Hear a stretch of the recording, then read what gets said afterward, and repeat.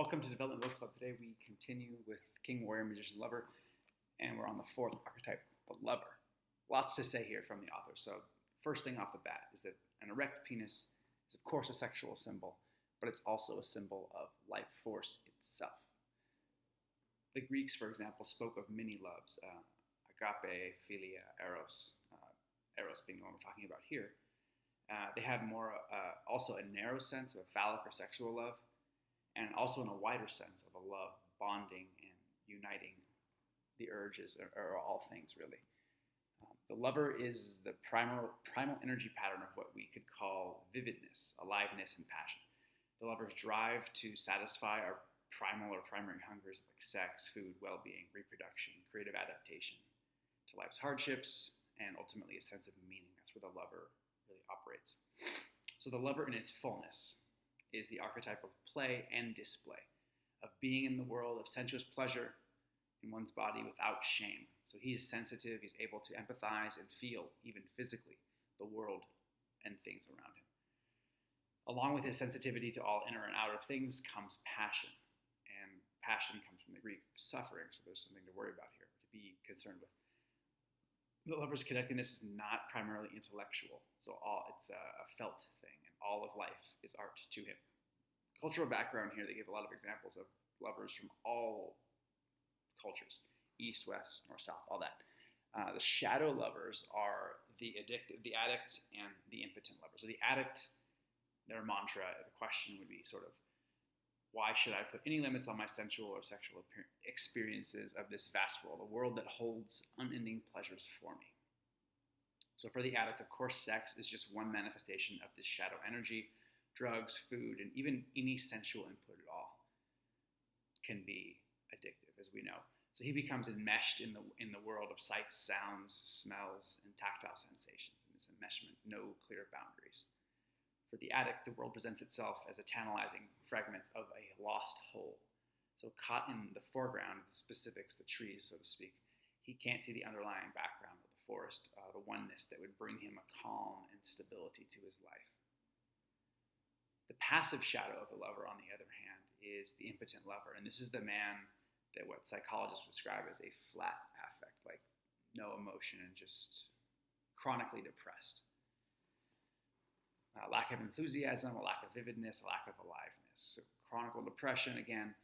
Furthermore, his sex life has gone stale. He's sexually inactive for the most part.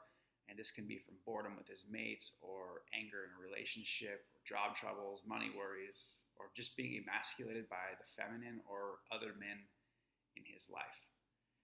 And his partner may become more demanding, seeking the lover in him, the proper lover, that is, in which he'll respond by one of two things. Number one, either withdrawing further into the lover's passive shadow, or two, being propelled to the other pole of the shadow in the addict's quest for perfect satisfaction beyond or outside of his mundane primary relationship. Accessing the lover. So the lover keeps the other masculine energies humane. There's sort of an opposition the authors have between the king, the warrior, the magician on one hand, and the lover on the other side, coming from different sort of sides of the brain, if you will.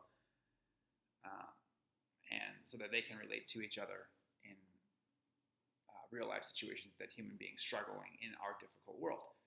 The other archetypes need the lover to energize and humanize them, to give them ultimate purpose, which is love.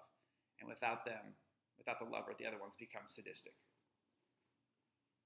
In addition, it goes both ways. So the lover needs the other three as well. So for example, the king defines limits for him, giving structure and order to a chaotic world. The warrior helps him to act decisively in order to detach from the web of immobilizing sensuality, so to remain appropriate there. And the lover needs the magician to help him back off of the ensnaring effect of his own emotions and passions, and to see the big picture again, experience reality beneath the seeming things in this world. And last chapter has a couple of cool exercises to do. And this is to help to better identify with the four archetypes. So there's four things to do. Number one is active imagination dialogue.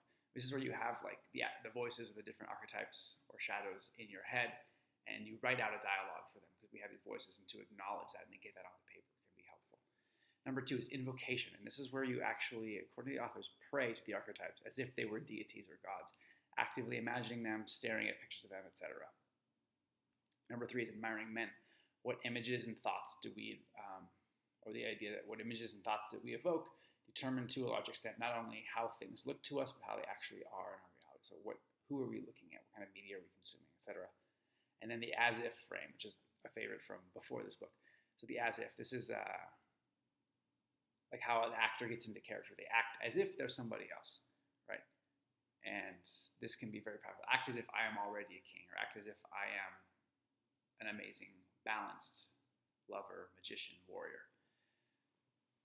Final word from the authors is that the world is overpopulated with not only immature men, but also tyrannical and abusive little girls pretending to be women. And it is time for men to stop accepting the blame for everything that is wrong in the world. So that they should not be blamed for everything. That's not to say nothing.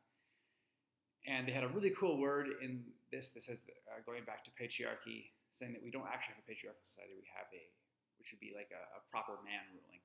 And we have a boy ruling society with all the complaints that, let's say, feminists or others have that tend to hold back on masculine energies. That a true, mature, balanced form of the four archetypes will be fair and acknowledge and love women in a respectful way. We'll see you next time.